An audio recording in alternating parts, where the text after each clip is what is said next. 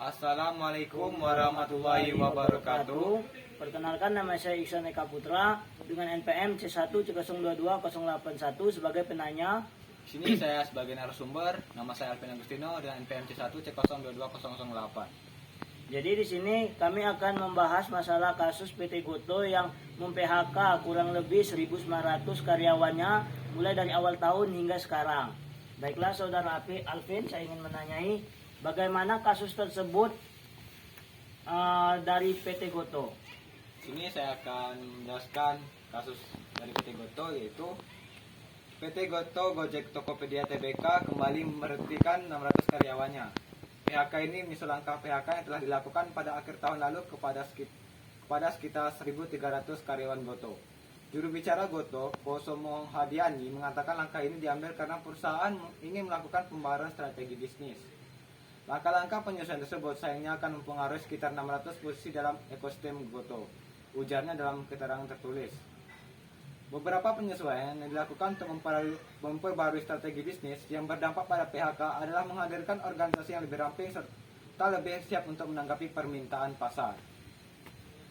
Baiklah, berarti selanjutnya saya ingin bertanya, apa alasan PT Gotoh mem-PHK karyawannya sebanyak itu?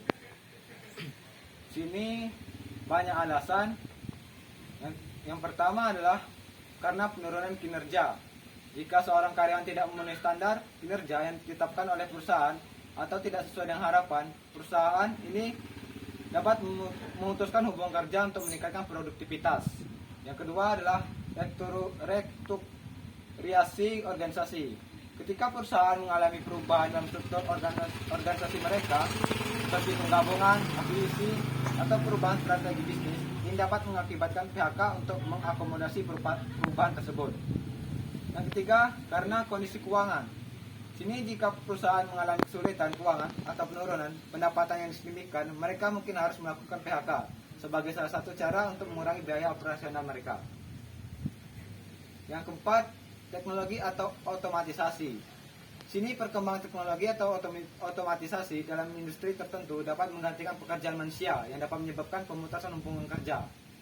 Yang kelima, penyusutan pasar. Jika permintaan terhadap produk atau layanan perusahaan menurun secara signifikan, mereka mungkin harus mengurangi tenaga kerja untuk mengimbangi penurunan tersebut. Sini perusahaan PT Gotoh ini pada intinya adalah untuk mengurangi biaya sehingga PT Gotoh mengeluarkan dana sedikit untuk karyawannya. Jadi tujuan dari alasannya untuk mengurangi biaya agar tidak ada pemborosan dalam PT Gotoh. Ya, benar sekali. Baiklah, pertanyaan saya selanjutnya adalah bagaimana tahapan pemberitahuan bahwa karyawan tersebut akan segera di PHK? Sini proses pemberitahuan resmi kepada karyawan yang terkena PHK biasanya mengikuti langkah-langkah, yaitu pertama, persiapan internal. Perusahaan akan melakukan persiapan internal termasuk verifikasi terhadap alasan-alasan PHK, mengumpulkan dokumen-dokumen terkait dan menilai dampaknya. Yang kedua, keputusan PHK. Manajemen perusahaan akan mengambil keputusan resmi untuk melakukan PHK terhadap karyawan tertentu berdasarkan alasan yang sah, seperti alasan ekonomi atau kinerja buruk. Yang ketiga, persiapan dokumen PHK. Perusahaan akan menyiapkan surat PHK yang berisi informasi penting seperti alasan PHK, tanggal efektifnya, dan hak-hak karyawan yang terkena PHK. Yang keempat, pertemuan pribadi. Biasanya karyawan yang terkena PHK akan diundang untuk pertemuan pribadi dengan manajemen atau tim sumber daya manusia. Dalam pertemuan ini, mereka akan diberikan surat PHK dan jelaskan alasan-alasan dibalik keputusan tersebut. Yang kelima adalah kompensasi dan hak. Karyawan juga akan diberitahu tentang hak-hak mereka terkait kompensasi, pembayaran cuti yang masih tersisa, atau manfaat lainnya yang mungkin mereka terima setelah PHK.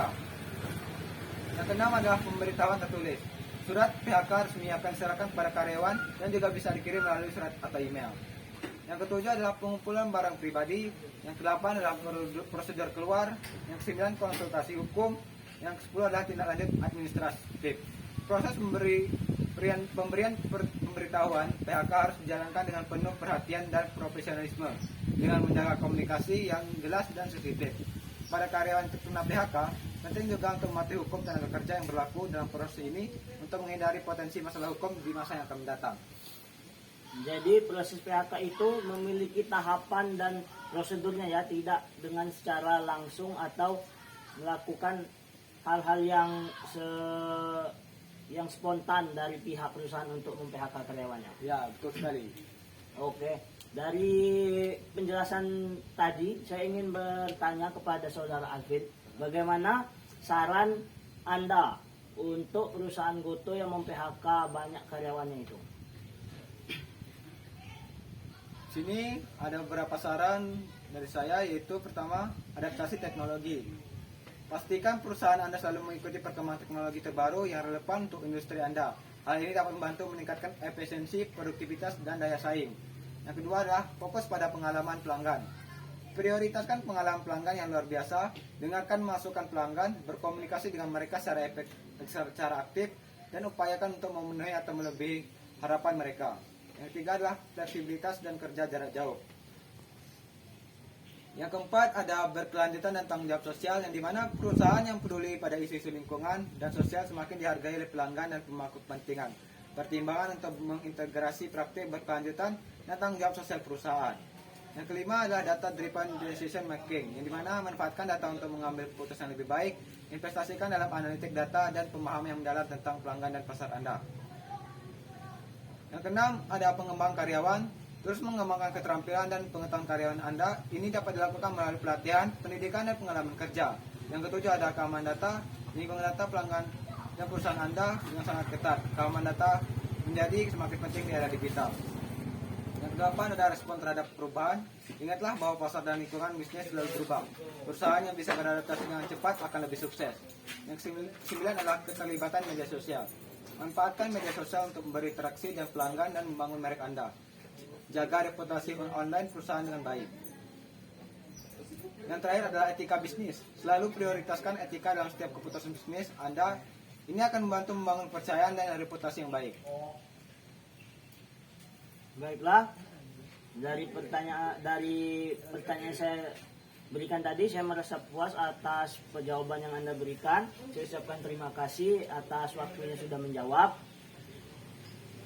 Baiklah, sekian dari kelompok kami ucapkan terima kasih. Wassalamualaikum warahmatullahi wabarakatuh.